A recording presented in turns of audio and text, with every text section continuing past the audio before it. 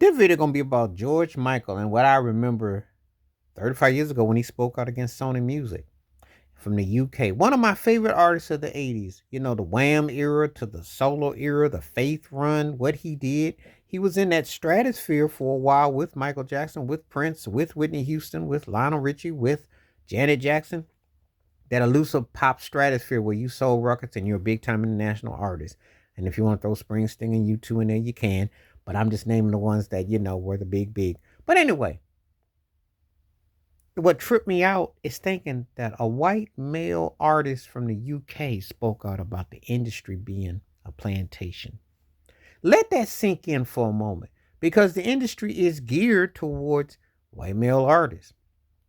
And if you did black pop based music, because he was obviously inspired by Michael Jackson and Prince, you wouldn't think no one would say anything. You would think that, because you saw Elvis, Pat Boone, Jerry Lee Lewis, I can name them. Roy Orbison, I can go on. George Michael said something of the forbidden. Of course, they whiteballed him in the industry and didn't want him. And then they held off his Listen Without Prejudice Part 2 record and they slowly rolled him out. Tommy Mottola said a lot of disparaging remarks about him. And he spoke out about it.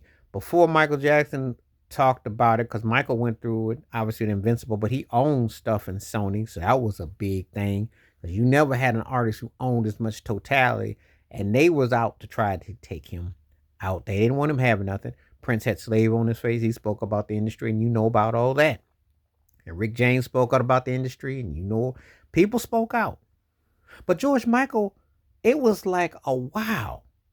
White male artists from Britain speaking out about the music industry and their politics.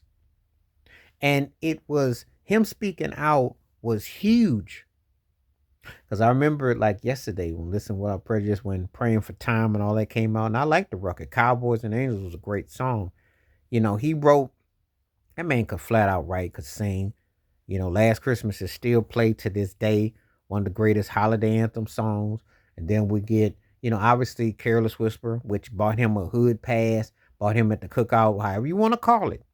That was a song that, took him to another level. He always had songs were respected, his artistry, his musicability, his live showmanship, And that's the thing. He spoke out on the politics of the industry, which got me thinking, where are the rappers, where are the people speaking out now? Because it isn't even the half of the same industry it was then. It's all this streams and all this fakery that goes on.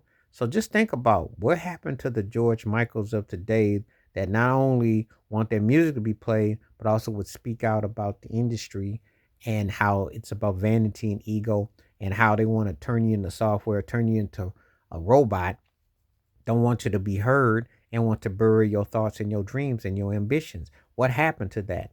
So I wanted to remember that because his Freedom video was cool, the way he spoke out on it.